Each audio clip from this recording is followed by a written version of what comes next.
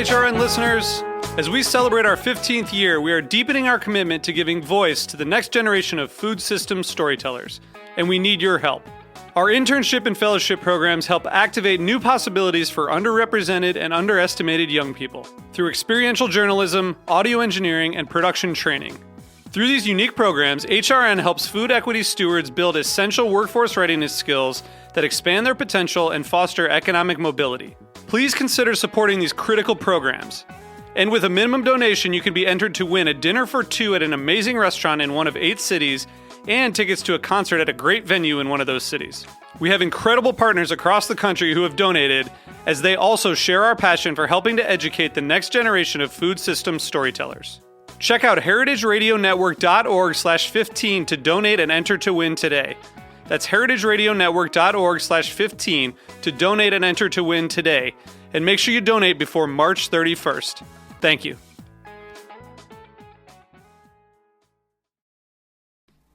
I'm Will Harris, and today's program has been brought to you by White Oak Pastures.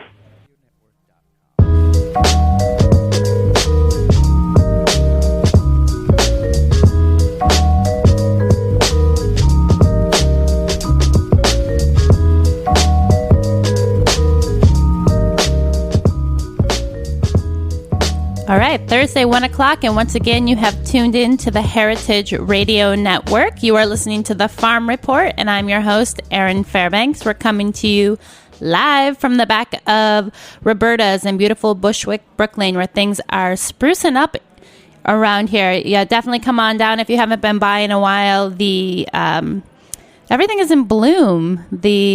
The roof of the radio station here is actually covered with a greenhouse, and so it's definitely worth a peek if you're in the area. But today on the show, we're going to take a little trip to Texas to chat with the guys of Revival Market, Ryan Pera and Morgan Weber. Welcome to the show.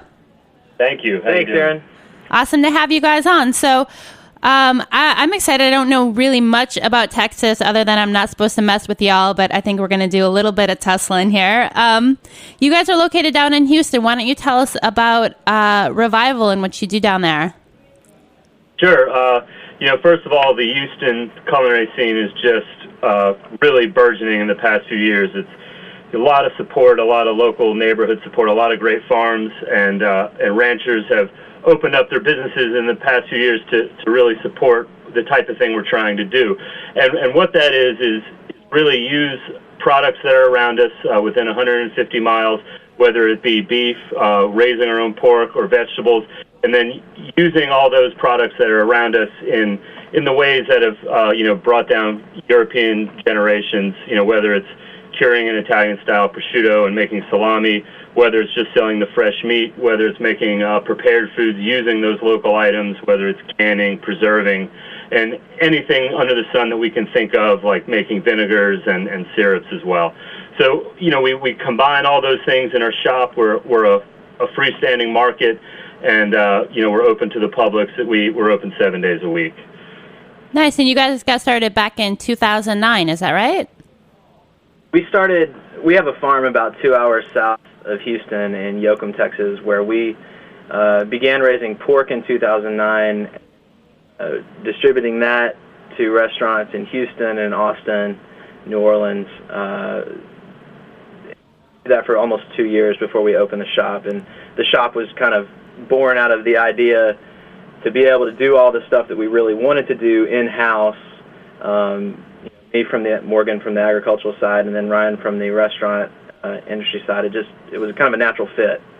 Nice. So let's talk a little bit about that. Ryan, you actually spent some time up here in New York City in your chefing training. Is that right? I was lucky enough to work with Chef Jonathan Waxman, and just had a great time. And he definitely opened my eyes to the seasonal bounty of things, and was a great mentor to me. And had a great time. And I love Manhattan. Family there, grew up visiting at least 4 or 5 times a year, and still do. And Manhattan definitely has a place in my heart, and as does all of the city. So I feel a good tie, and I feel like I learned a lot of good culinary skills and techniques working there. I worked also at Le Cirque for a year, and with Chef Patricia Yo some time ago at AZ, where I guess where BLT Fish is now. But either learning those tried and true techniques and being able to apply them here is I feel like a good fit. Yeah, so you moved back south and you kind of tucked into mastering butchery and charcuterie, and I know there has definitely been a revival. I know here on the East Coast, and I think pretty much across the country, of this interest in chefs and food professionals doing their own butchering, working with whole animals, and then the sausage and charcuterie making. One of the challenges often is figuring out who to learn some of those skills from. I mean, where did you pick up on that stuff? Was it trial and error, or? To be honest, and I totally understand the interest, and I'm in that exact generation that a lot around the country that the chefs are wanting to do everything from start to finish, and so I totally get it, and I totally identify with what's happening around the country. It was a challenge to learn from different people. A lot of it is self-taught, reading as much as I can. But we were lucky enough. We Morgan and I brought down a master butcher from Austria, Christoph Weisner, who runs the Mangalitsa Heritage Breed Society in Austria. We flew him down, and we did a fantastic seminar with Most Fun Farm, which is just outside of New York up there. And we went for 3 days working with Most Fun and with Christoph, and did a full slaughter of an animal, eviscerating, then hanging, and then butchering 100%, and then lots of charcuterie work. And that was quite eye-opening, and that was a great start to what we call seam butchery, which is a more European style than the American butchery. And that I learned quite a bit there, and then lots of trial and error here in Houston. Nice. Most Fun is great. I think you can catch them here if you're in New York at the New Amsterdam Market on Sundays if you want to try some of that Mangalista pig. Now, Morgan, how about you? You don't have a culinary background. You came from a farming family, but left and then came back to the farm, or what's your story? That's pretty close. I've never cooked professionally in a kitchen, but always been obsessive on the ingredient side. My mom cooked 90% of the meals at our home throughout a week. At home, we didn't go out to eat a lot. Living in a small town like Yoakum, it's either Dairy Queen or Pizza Hut on any given night if you were to go out. Got it. Her philosophy growing up was you can't make bad ingredients taste good. So she grew a lot of what we ate in the garden at home. And I guess I kind of just took that with me throughout college, and afterward worked in the real estate business for a little while, acquiring property for public improvement projects, like light rail expansions, a lot of boring stuff like that. I just finished my urban policy degree, so I've spent the last 2 years talking about just that. After 5 years of doing that, I couldn't take it anymore. So we had a lot of land in South Texas that was terribly underutilized. So my wife and I decided to start dabbling in livestock, and pigs made the most sense. It was definitely something that there wasn't a lot of in the Houston area at the time. And we wanted to start with the highest quality stuff we could, so we brought in the Mangalitsas and really focused on diet and what the end product would be as it relates to how the pigs are grown and what they're fed. And it kind of took off from there.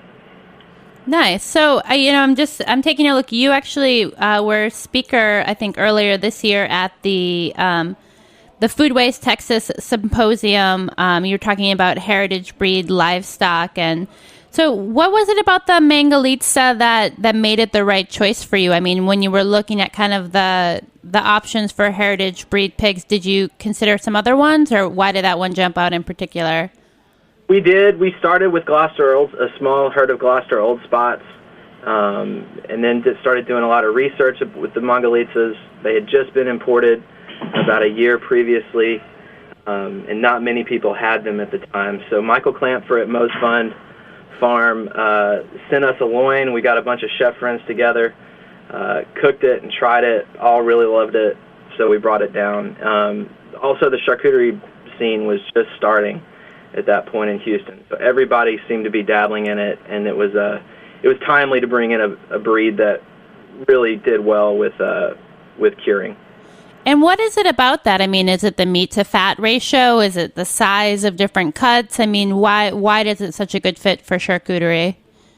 It's the type of fat. It's really melts in your mouth. Really incredible flavor and texture, and then also, and the ratio of meat to fat is very high on the fat side. And when you're doing charcuterie, that aids to the advantage. So a big, nice fat cap when you're doing curing the loin, say, is just fantastic. Somebody puts it on their mouth when it's done, and it truly melts. And it's hard to get that in some of the Texas breeds that I had used previously. And speaking to that moment when we brought in the Mosfen Mangalitsa for the first time, and we were there trying it, really was a night and day beside what we would call a high quality Berkshire that we had bought here in town and did a taste test. It was really a magnificent animal and magnificent flavor. And we love to use it here. Right now, 100% of our charcuterie is done with the Mangalitsa, whereas we sell other heritage breeds in the fresh meat case. So we're, I think, a firm believer in it, and it's working out really, really well. Nice. And it's not for everybody. Like, we don't sell it. It never really makes it in the fresh meat case because people are so, we get a lot of pushback because of the amount of fat on it. But for curing, it's been phenomenal.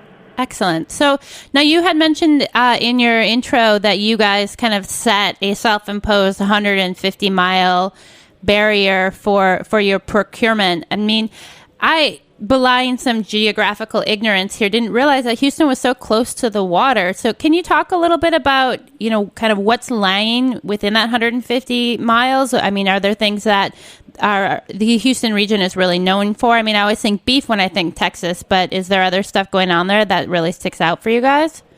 Well, it's kind of a self-imposed 150 miles, but within that 150 miles, there is so much available to us. Bycatch out of the Gulf is really getting popular in our area. When snapper fishermen go out and drop a ton of lines, they don't necessarily always catch red snapper. But by the time those fish have fought on those lines for, the hours before the fishermen come back to pick it up, we want to utilize as much of that product as we can. We've got a lot of guys raising lamb in the area, pork in the area. We are a big beef state, so there's people that are really, really trying to do a great job with beef. We've got wonderful cheese makers. We've got bread bakers. We haven't really had to go out of that radius. We're not legalistic about that radius by any means, but we haven't really had to go out of that radius. We've got antelope that's coming from Broken Arrow Ranch. We've got quail coming from Bandera. It's just fortunate that we have all this available to us. Now, when we can't get something like maple syrup or dried beans, Anson Mills has been a good resource for us. We will go out because we want to be able to provide our guests with a complete experience and not compromise in quality. So we look for like-minded companies throughout the country to kind of help achieve that. Nice. Now, did you guys notice anything on your end with regards to the BP oil spill in the Gulf area? Mostly, I would think mostly immediate concern. It shut down some fishing for a while, but we didn't. I would say the oyster beds were greatly affected, as I'm sure you read about. So there was somewhat of a dearth in the oyster production this year, but the fish, we haven't seen too much of a change. Unfortunately, a lot of New Yorkers are liking the Gulf fish right now, so the prices are skyrocketing.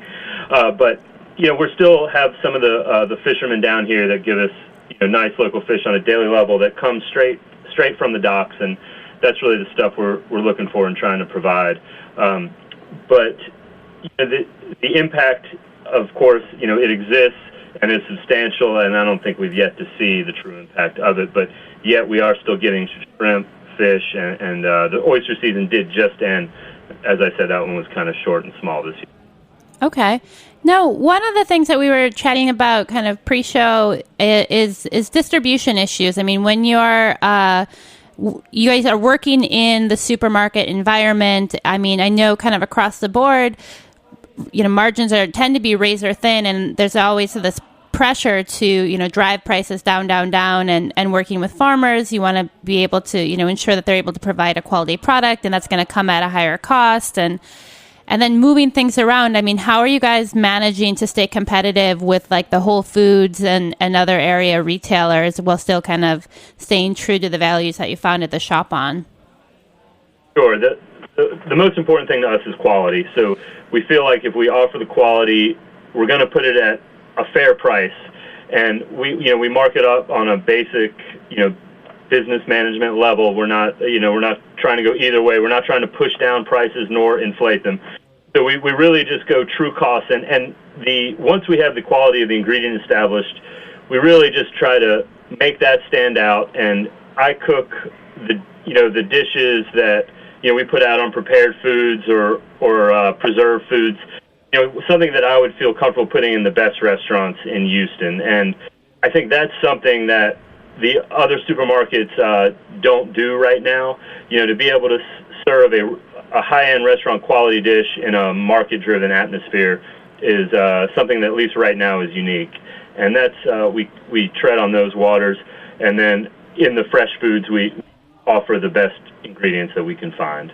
And it's a constant battle for us to manage those costs. Like you said, when margins are thin, we're constantly trying to come up with creative ways to get as much out of the animals that we possibly can when they come in, which means not throwing, really anything away. We utilize every possibly can, not because it's cliched or chic right now, but just because we have to do that to make ends meet.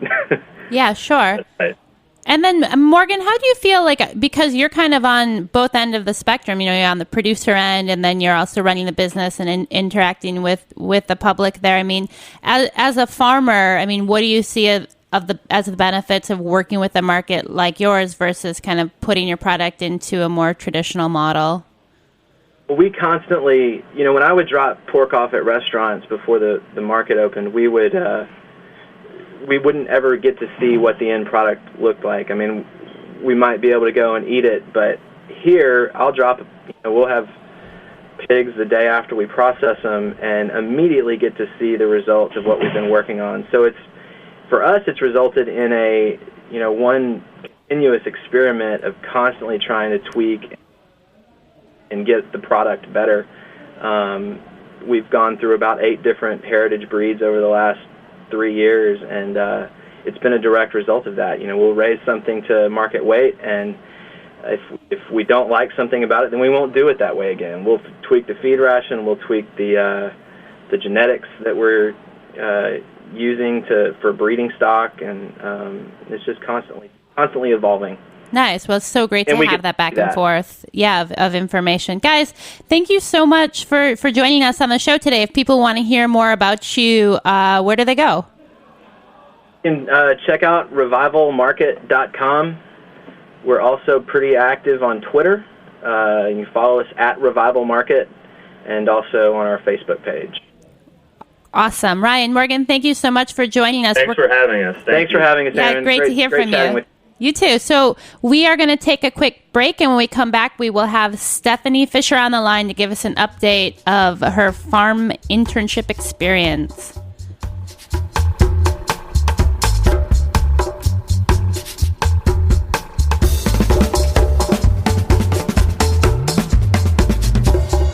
I'll start this off without any words. I got so high, I scratched till I bled. I love myself better than you. I know it's wrong, so what should I do? The finest day that I ever had was when I learned to cry on command. I love myself better than you. I know it's White Oak Pastures is a 146-year-old multi-generational family farm that works in cooperation with nature to produce artisan meat that is safe, healthy, nutritious, and good to eat. Without fail, we ensure that our production practices are economically practical, ecologically sustainable, and that the animals are always humanely treated. We never falter in our determination to conduct our business in an honorable manner. For more information, visit whiteoakpastures.com. She got blackmailed again. Forgot to put on the zip code. I love myself better than you. I know it's wrong, so what should I do? I'm on a plane. I can't complain. All right, we are back. You've tuned into the Farm Report on the Heritage Radio Network, and we are on the line with Stephanie Fisher. Stephanie, welcome to the show. Hey, Erin. It's great to have you. So, Stephanie, we worked together at Heritage Foods USA over the past year or so before you left to go pursue a internship with Consider Bardwell Farm. So maybe we'll start there. Can you tell us a little bit about how you got up to Consider Bardwell and what you did while you were there? Yeah, sure. So I've always wanted to go into farming, and my boyfriend Noah also always wanted to go into farming. And we ran into Margot and Alex at the Goattober event. Margot and Alex are the farmers at Consider Bardwell last October, and we sort of just introduced ourselves because obviously having worked with them through Heritage, we really liked what they were doing, and I always wanted to work with animals, so we sort of introduced ourselves. And then kind of surreptitiously, they sent us an email in December and said they were looking for some kidding interns, and we were like, well, that's, this is kind of like we're at a transition in our lives, we're young, so like let's just do it. So we packed up our apartment in Brooklyn and drove our car up to Vermont and moved up there for 2 months, working closely under Margot and Alex with their kidding program, basically helping them with all the goats give birth to they have about 90 does, so they had about 180 or so kids by the time that we left. Wow. So, I mean, what was that like? Where did you guys stay? What time did you get up? Like, how was the transition? I mean, going from, Bushwick to West Pollitt, Vermont. Yeah. I mean, it was absolutely a transition. I mean, we've always loved the country life. Like we grew up both of us grew up in the Hudson Valley. So we're, obviously West Pollitt's really rural, and the community is really great. So it was definitely a transition from, Brooklyn, but I don't know, Brooklyn kind of prepared us for that too, because like there's a lot of awesome things going on in West Pollitt in terms of like food and community and like sustainable thinking. So it wasn't too shocking, but we did live in the West Pollitt Fish and Game Building. We lived upstairs. There was no heat or hot water, and no shower, so we did a lot of our showering at Margot and Alex's. They very nicely let us use their shower. For their benefit as well. Roughing it. But it was also an adventure. It was only 2 months. We had these little space heaters, and we spent a lot of time with Margot and Alex anyway, so we weren't home that much. But we'd get up around 6 or 6:30 and get to the farm around 7 o'clock, and I guess it was a kind of a change going from sitting, in front of a computer 40 hours a week to working with your body 40 hours a week and like being on your feet all the time. And Noah and I are both in pretty good shape, so it wasn't that much of a struggle. But I definitely I talk about this so much, but being small, like I'm 5'3" and 110 pounds or whatever, there's definitely some things that like I kind of had to figure out how to do on my own, like lifting a 5-gallon bucket, full of whey. Like it's not that hard for most people, but I've had to figure out different ways to pour it or to carry it, without hurting myself. And so that was kind of interesting. Yeah, sounds like also probably a really cute time. I know the baby goats are so adorable. Did you get attached to anyone in particular, or? Yeah, I mean, we definitely had our favorites. I mean, they're, out of 180 kids, we got to know maybe 6 or 7 really well, and they sort of just became caricatures and part of our lives. Even off the farm, we kind of we gave them names and gave them these voices that they talked into us, and so that, yeah, there was a couple. There was one baby that was a 4-pound little runt thing. It was number 24, and it wasn't developing the same way the other kids were developing, so it kind of had this monkeyish face, and it was really, really ugly looking, but it just had this little place in our heart. And actually, Margot and Alex recently sent a picture of us, or sent a picture of the little guy to us, and he's only gotten more ugly in the past month. Well, I think we can be attracted to both beauty and, you know, individuality. Let's leave it at that. So you guys spent 2 months at Consider Bardwell, and then you had a plan to head out to the West Coast. So I think you guys bought a car, drove across country, and your plan was to work for another goat farm on the west side of the country. So tell us what happened there. Yeah, so we, when we first got the job at Consider Bardwell, we were like, well, you know, like let's leave Brooklyn forever. Like, let's just go. Like, I've always wanted to go to the West Coast. So we went on the ATRA website, and we were kind of looking through their internship and apprenticeship listing, and we found this one farm on the West Coast in Washington, right near Omak, and we were like, oh, this is great. You know, like, they're a smaller farm. They have a small herd, about 30 goats or so, and they also had cows and chickens, and they wanted to get pigs, and they do. They had like a little garden. They also do timber. So, and it was an older couple, and we were like, well, this is great. Like, we'll get sort of the intensive farming stuff down at Consider Bardwell. They have a really large herd. They're specialized, and then we'll go and kind of see what a more diverse operation looks like. So really pumped. So we packed up everything, said goodbye to both our families, and drove across the country. And we had agreed to stay with this farm until October for 6 months. And we had a phone interview with them and everything, and it all sounded great. And we saw some pictures online. So we get there, and we were pretty spoiled at Consider Bardwell in that it's a farm that's gorgeous. You know, it has a lot of money behind it, so it's well maintained. And also Margot and Alex are really great farmers, so they really take care of their animals. And I mean, that's not necessarily being spoiled. That's just a good standard to hold. So we are driving through eastern Washington, and we pull up to this farm, and there's you know, tons of like old rusted machinery all over the place, and like there's, you know, the animals all look kind of thick, and they're all like, they all just like, they have these like weird like nylon twine collars, and the chickens are like kind of running around their own filth, and it was just like a real shock to us, having come from, you know, a really well-maintained farm to something like this. And but we were like, well, you know, we kept telling ourselves, like, not everyone has all the money to maintain their farm, and like you know, don't judge a farm by its cover. Like,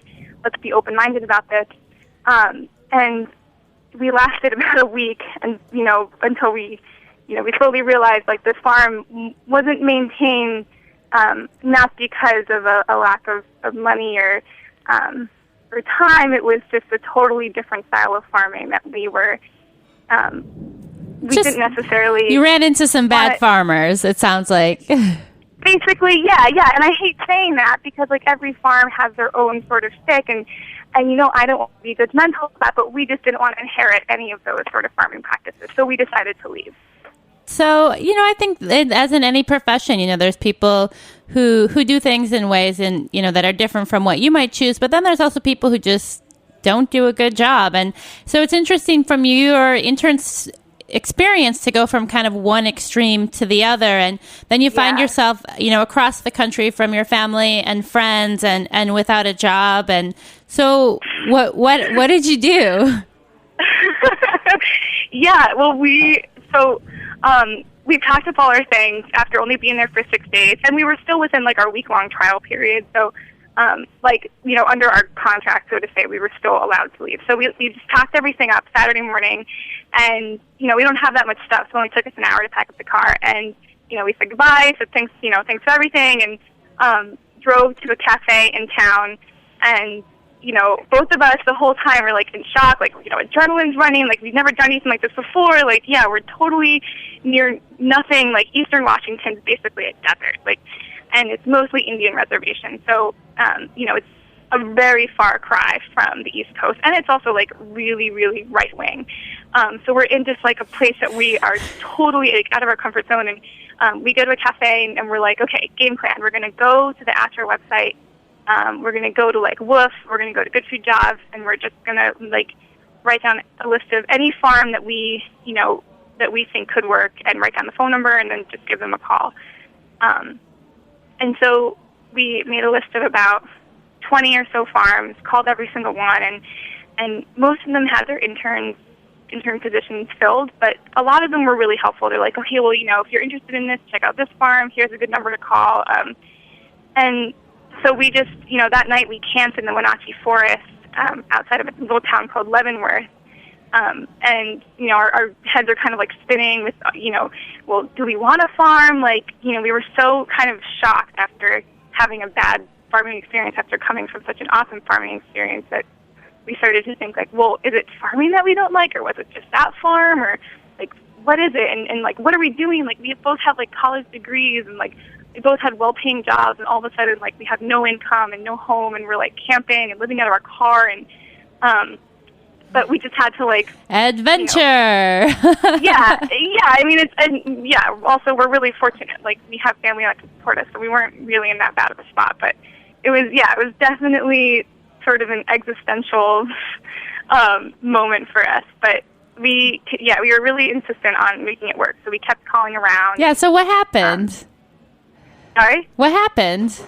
So for 5 days, we basically drove all across Washington State. We crossed the Cascade 3 times. We visited about 4 different farms, and the whole time we're visiting these farms, and because I remember when I was looking for places to go after consider bark, me some really good advice. You were like, try and talk to past interns on the farm, and if you can, visit the farm. And obviously we couldn't visit a farm in Washington when we were on the East Coast, but that advice you've given me was like, I was like, no, we have to go to every single farm. Like, if we're going to work there, we have to visit it. I don't want to get into another situation where, the website says one thing, they sound like nice people, but it's a totally different thing to be working there and to be under the farmers.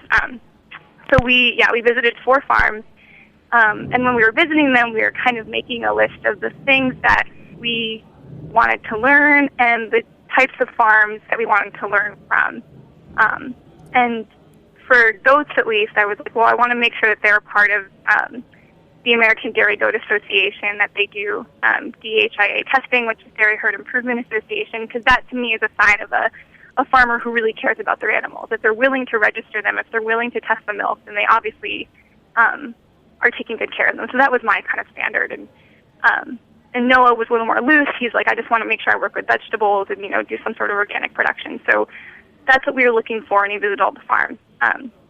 And we visited 2 of the farms that we visited just turned out to be total busts. Like, again, it was the same thing. Websites are great. They had...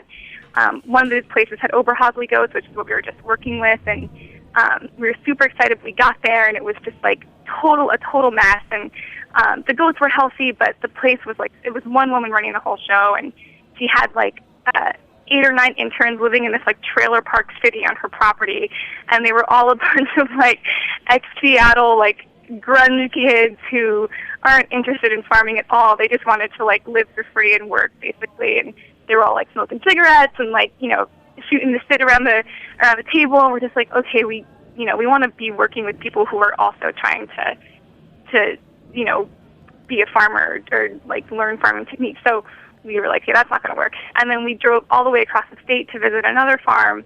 It's like this well-renowned French creamery in Dayton, Washington, kind of like the southeast corner. And it was beautiful. It was like kind of a little bit bougie, and they had alpine goats, and the goats were really healthy looking. But then it was kind of the same thing as the other farm. The woman was just like totally insane, and she actually, when she met me, she was like, oh, so what are you interested in? I was like, well, I'd like to be a dairy farmer. And she was like, you? She's like, honey, dairy farming's hard work. That's what you got him for, right? And pointed my boyfriend. And as soon as she said that, I was like, we're out of here. Oh, man. So where did you guys end up? So we ended up on the western side of Washington at Left Foot Farm. We're about 30 miles or so west of Mount Rainier. We're about an hour south of Seattle, but it's still pretty rural. And we are working with dwarf goats, believe it or not, something that we never thought that we would do. I think dwarf goats kind of had this strange reputation in the dairy farming community. But we're here nonetheless, and it's awesome. We have a really nice setup, and we're basically in charge of a quarter-acre garden. We're raising 62 meat chickens right now, and we do evening milking, and we live on the property, and it's a really great setup. So Awesome. I think it was worth the 5-day. The 5-day research trek. we did. Sure. So Yeah, definitely. we are just about out of time, but maybe before we go, I mean, if you had to say like your top 3 recommendations for someone in your position who, was kind of looking to get into farming, wanted a chance to do the internship experience, what would you say to them, kind of knowing what you know now? Yeah, I would say the first thing is, like, make a list of your ideal farm. Like right now, like, map it out. And I mean, obviously that's going to change. Like, our farm has changed in the past, 3 months or whatever that we've been doing this. But make a list of, like, the things that you want in your farm. And then look for those things in farms that you go to. Second thing is, like you said, visit the farm. Just, like, if you can, do it. And talk to the farmers, like, really get to know them. And then I guess the third thing is also, like, and this kind of contradicts the first thing, but I think it also adds, like, a nice contrast, is be open-minded. Like, we didn't think that we'd ever want to work with dwarf goats, but yet here we are, like, happy as can be working with dwarf goats. So, yeah, those are probably my top 3 Awesome. advice. Stephanie, thanks so much for joining us, and I look forward to hearing more of your adventures. Send some pictures so we can put them out on the Facebook and the Twitter feed so people can see what a dwarf goat looks like. They're pretty hilarious looking, but yeah, for sure. Thanks so much, Erin. Awesome. All right. Well, the Farm Report is going to be on vacation for the next 2 weeks. We'll be returning on June the 14th. We'll have Sandor Katz in studio to talk about fermentation. So make sure to tune in. And until then, enjoy the ride.